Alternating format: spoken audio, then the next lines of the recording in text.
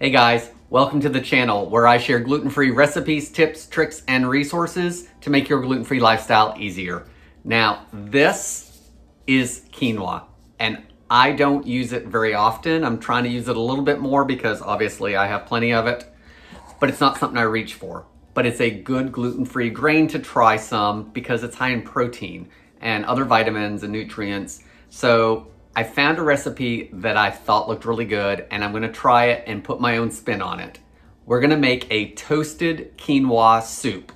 This was originally a Weight Watchers recipe. From what I can tell, it's 1 to 3 points if any of you are worried about that. But I'm gonna put my own spin on it and make a few changes. But I'm gonna try to keep anything change-wise in the recipe as minimal as possible in regards to calories, so maybe it won't change those points on you. So guys, please consider hitting subscribe, and let's get started on this soup.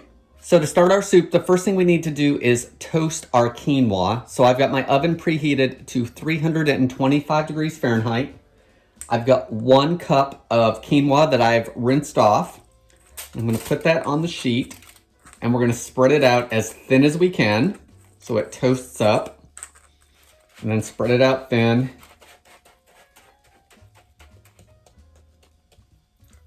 Once you spread this out thin, we want to bake it for 30 minutes. And every 10 minutes, we're going to get in there with a spatula and flip it around and move it around. And this should turn from this beige tan color to a dark brown. So we don't want it to burn, so keep an eye out for that. But we do want it much darker and toasted. So while this bakes, I'm gonna prep my vegetables and seasonings, and I'll meet you over at the stove so we can put this soup together.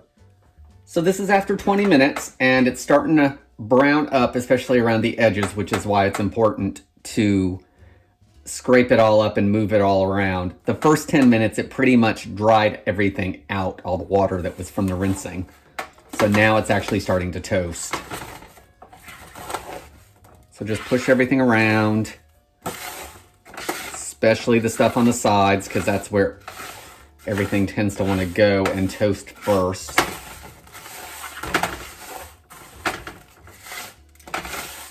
Shake it around. When you first put it on the pan, it won't shake, but after the first round, it does, and it spreads out a whole lot easier.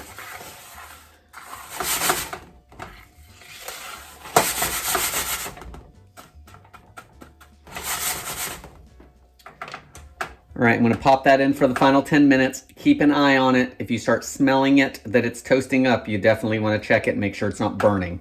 So I'm gonna pop this in, finish up my vegetable prep, and we'll be right back. So I've got all the vegetables prepped pretty much. So let's go over the ingredients real quick, and then all you need to do is see how I throw this together. So I don't typically go by cup amount when I make a soup. When it talks about vegetables, I usually do half of something or all of something or multiples.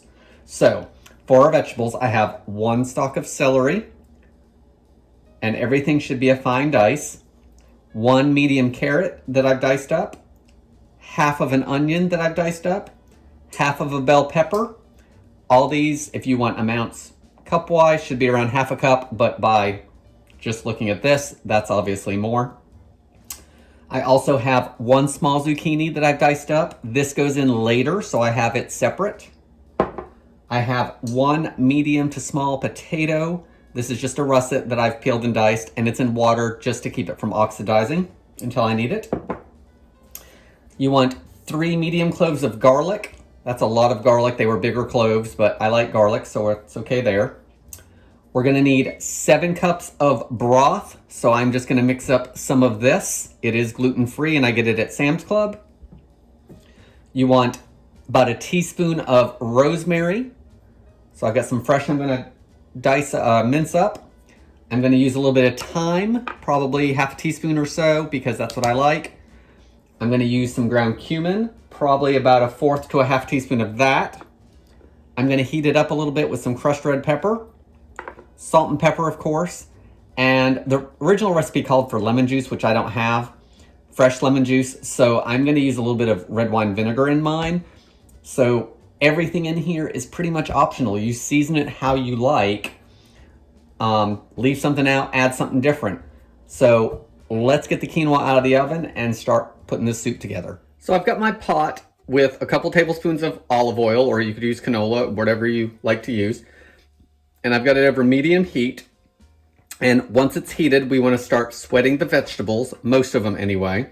So let's get some of those in there. So I'm going to put in my bell pepper, my carrots, my onion, and my celery.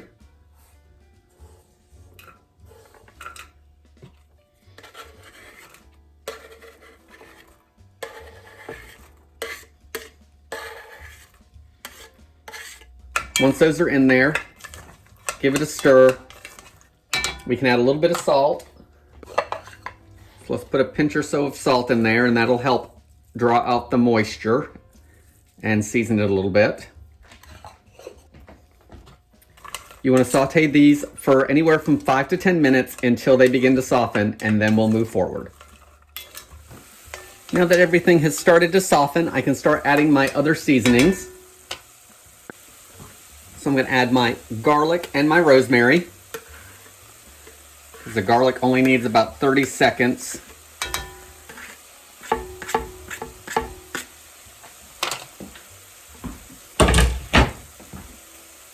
I didn't say this in the ingredients, but I am going to add 1 bay leaf because I have it. I'm going to add a half teaspoon to a teaspoon of dried thyme.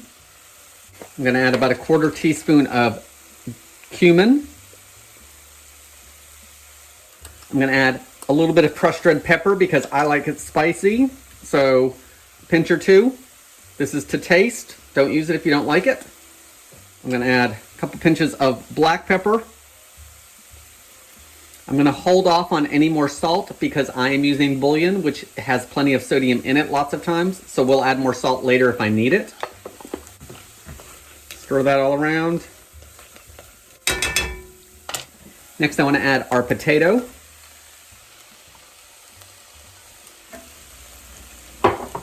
I'm also going to add that toasted quinoa, and I transferred it to a bowl to make it easier just to pour in here, because once it dries out and toasts, you don't want that pan to shift on you and the quinoa to go all over the kitchen. This is going to use 7 cups of broth, so I'm going to make it in here. I'm using chicken broth, but by all means use vegetable or beef or whatever you like.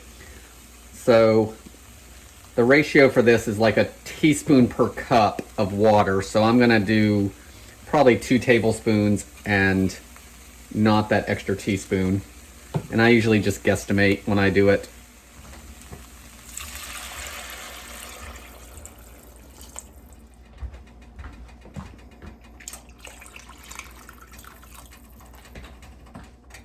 Now while this comes up to a boil, there's a couple things we haven't added yet. One, the zucchini. We're going to add that at the end because it's just going to take a couple minutes to cook.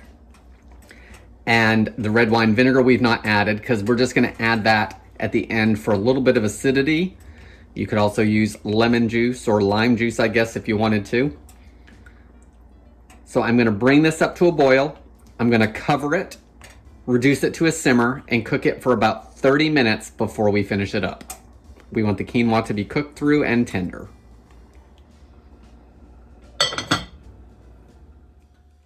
So it's been about 30 minutes, so let's take off the lid. I stirred it about every 10 minutes or so just to see what was going on with it. Everything is tender. It's thickened up some because that quinoa has expanded and absorbed some of that broth. So now I'm going to add my 1 small zucchini that I've diced up.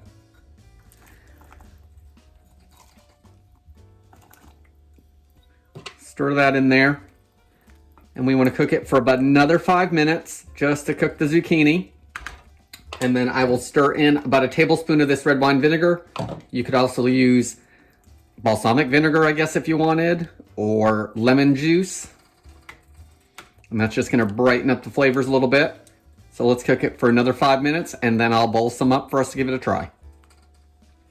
Okay, so I've got our bay leaf. Fish that out, so make sure you don't forget that if you're using it. I'm going to turn the heat off, and I'm going to add just about a tablespoon of red wine vinegar. That's probably good. Give it a stir. Look, you can see all those vegetables in there, all that color. This is a good, healthy soup. It's nice and thick. Got my bowl here. Let's put in a big bowl of it.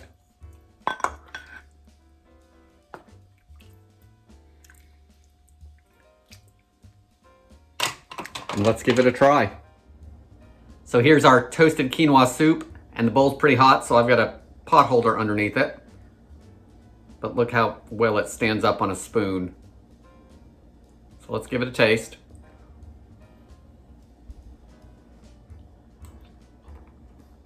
That has got a ton of flavor.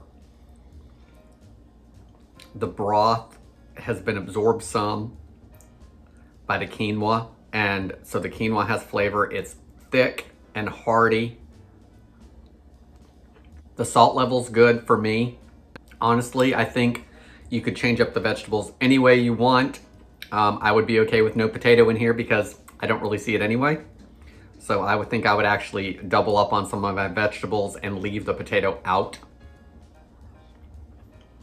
There's a little bit of heat in the background because of that crushed red pepper, but not a lot. I think that red wine vinegar, it's very, very subtle in there. So I don't even know how much I taste it, but I think I would still leave it in there. Guys, I hope you give this soup recipe a try. Please consider subscribing, and I hope to see you on the next video.